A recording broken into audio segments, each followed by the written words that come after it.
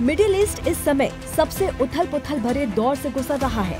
Hezbollah chief Hassan Nasrallah के खात्मे और दक्षिणी लेबनान में इजराइल के ग्राउंड ऑपरेशन के बाद मंगलवार आधी रात को ईरान ने इजराइल पर ताबड़तोड़ मिसाइलें दागी। ईरान का दावा है कि उन्होंने इजराइल पर 30 मिनट तक 180 से ज्यादा मिसाइलें दागी। ईरान ने कहा कि ये नसरल्लाह की शहादत का पहला बदला है। अभी तो ये शुरुआत है, लेकिन इसी के साथ ईरान और इजराइल के बीच अब आर पार की लड़ाई शुरू हो गई। ईरान ने बैलिस्टिक और हाइपरसोनिक मिसाइलों की इजराइल में बरसात कर दी। ईरान का दावा है कि 90% मिसाइलें टारगेट पर पहुंची हैं, तो वहीं इजराइल ने कहा है कि सही समय पर वो करारा जवाब देगा। इजरायली राष्ट्रपति मसूद पजश्कियान ने कहा कि हमने इजराइल की आक्रामकता का जवाब दिया है। ये ईरान के हितों और नागरिकों की रक्षा के लिए जरूरी था। ईरान ने मोसाद हेडक्वार्टर, नेवातिम एयरबेस और तेल नोव एयरबेस को निशाना बनाकर हमला किया था।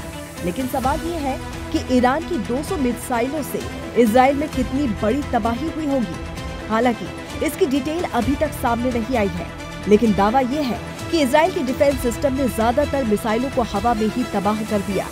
दरअसल इजराइल को ईरान के हमले की भनक पहले ही लग गई थी। नेतन्याहू को आभास हो गया था कि ईरान बैलिस्टिक मिसाइलों से हमला करेगा, नहीं तो ईरान ने जिस बैलिस्टिक और हाइपरसोनिक मिसाइलों से इजराइल पर हमला किया, उससे तो कत्ले आम मच जाता। इजराइल में भारी तबाही मच जाती। इजरायली डिफेंस सर्विस यानी कि IDF के मुताबिक हमले में किसी के गंभीर रूप से घायल होने की जानकारी नहीं है। यही वजह है मंगलवार दोपहर से ही इजराइल ने पूरे देश में कुछ पाबंदियां लागू कर दी थी। इजराइल ने किसी भी समारोह और कार्यक्रमों पर पाबंदी लगाई थी। ईरान के संभावित हमले से पहले ही इजराइल में सुरक्षा कैबिनेट की अचानक बैठक बुलाई गई। अमेरिका ने भी पहले ही इनपुट दे दिया था।